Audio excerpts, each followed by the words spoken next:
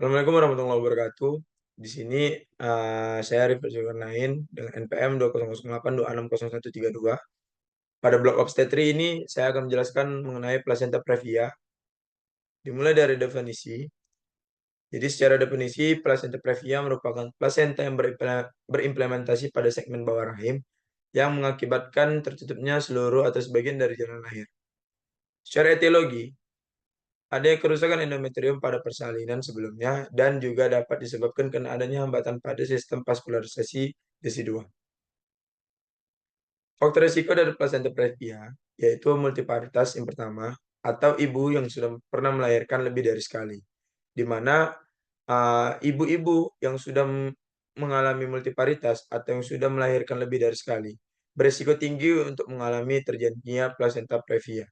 Hal ini disebabkan karena apa? Menurunnya dan berkurangnya vaskularisasi plasenta yang menyebabkan terjadinya perluasan dan permukaan atau plasentanya itu tumbuh lebih besar sehingga nantinya dapat menyebabkan terjadinya tertutupnya jalan lahir. Lalu yang kedua ada usia ibu. Di sini usia ibu jika dia kurang dari 20 dapat menyebabkan terjadinya endometrium yang belum matang. Endometrium yang belum matang atau belum sempurna dapat meningkatkan resiko terjadinya plasenta previa. Sementara kalau ibu-ibu yang memiliki usia lebih dari di atas dari 35 atau lebih dari 35 tahun dapat menyebabkan terjadinya kelainan dikarenakan endometriumnya sudah mengalami penurunan fungsi.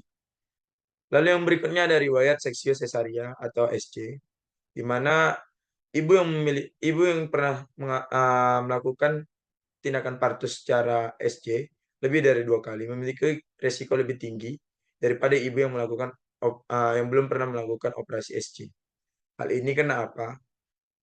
Sayatan yang dibuat pada dinding uterus yang menyebabkan terjadinya perubahan pada bagian uterus yang nantinya akan menyebabkan apa? Yaitu atrofi desidua dan terjadinya vaskularisasi yang berkurang sehingga timbulnya parut di dalam rahim yang menimbulkan kemungkinan terjadinya plasenta previa. Lalu selanjutnya ada riwayat kuretase sebelumnya. Riwayat kuretase sebelumnya ini mampu menyebabkan terjadinya uh, luka ataupun kerutan pada bagian uterus karena adanya benda-benda tajam yaitu seperti sendok kuret yang melukai pada bagian uterus. Yang di sini nanti akan uh, mempengaruhi endometrium sehingga aliran darah desidua menjadi berkurang dan bisa menyebabkan terjadinya plasenta previa jika terjadinya lesi. Secara patofisiologi,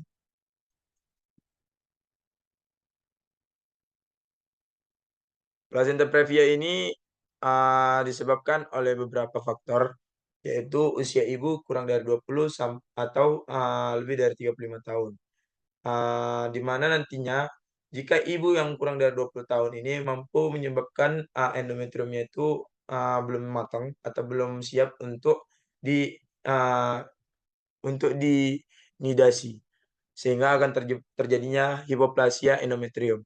Sementara untuk yang lebih dari 35 tahun dan juga disebabkan karena multiparitas, mampu menyebabkan terjadinya atrofi pada desi-2 sehingga vaskularisasi di uterus akan menurun.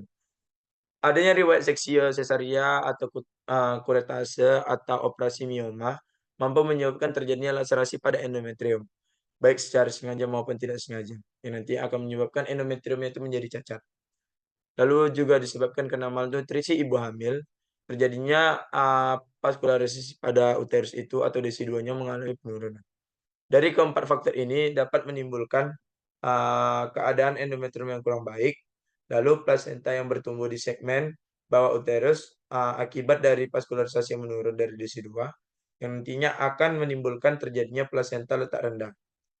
Dapat melebar dan menipis sehingga menutupi ostium uteri internum yang nantinya akan menyebabkan terjadinya plasenta previa.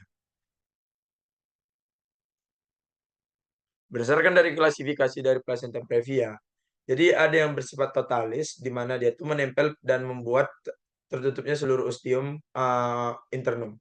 Ada yang parsialis, di mana hanya menutup pada sebagian dari tutup ostium uteri internumnya saja.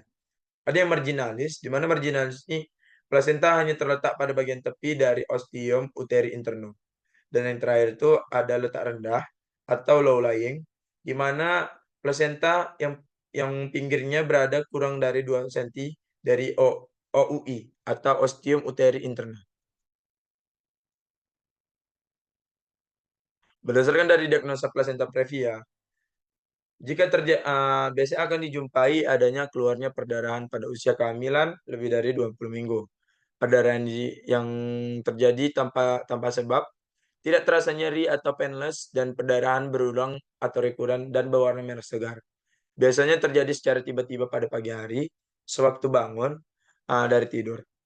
Dan perdarahan secara berulang ini beserta adanya peningkatan pada volume darah. Cara pemeriksaan fisik, pada inspeksi akan dijumpai perdarahan dengan volume yang banyak yang keluar dari vagina, bisa berupa gumpalan darah di sekitar vulva. Pada saat dipalpasi akan dijumpai letak janin yang mengalami kelainan. Pemeriksaan Leopard pada bagian terbawah janin belum masuk ke dalam PAP karena usia kehamilannya belum mencukupi. Secara tata laksana plasenta previa, jadi untuk tata laksana plasenta previa ini hanya dapat dilakukan oleh dokter spesialis SPOG. Sehingga jika terjadinya jika terjadinya plasenta previa, maka dokter SPOG yang lebih berhak dan sangat berhak untuk melakukan tindakan pengobatan pada ibu-ibu yang mengalami plasenta previa.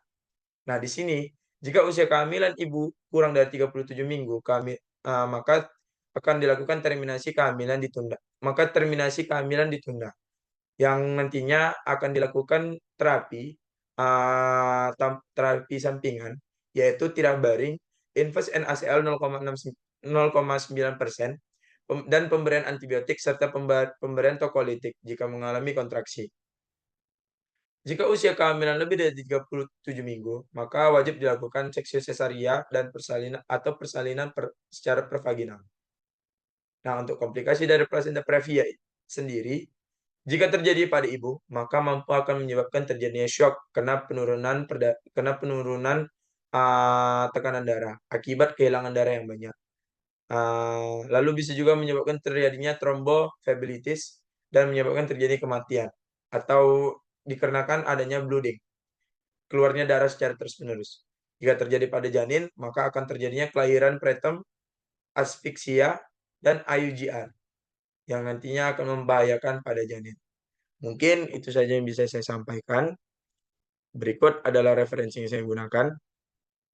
Saya akhiri. Wassalamualaikum warahmatullahi wabarakatuh.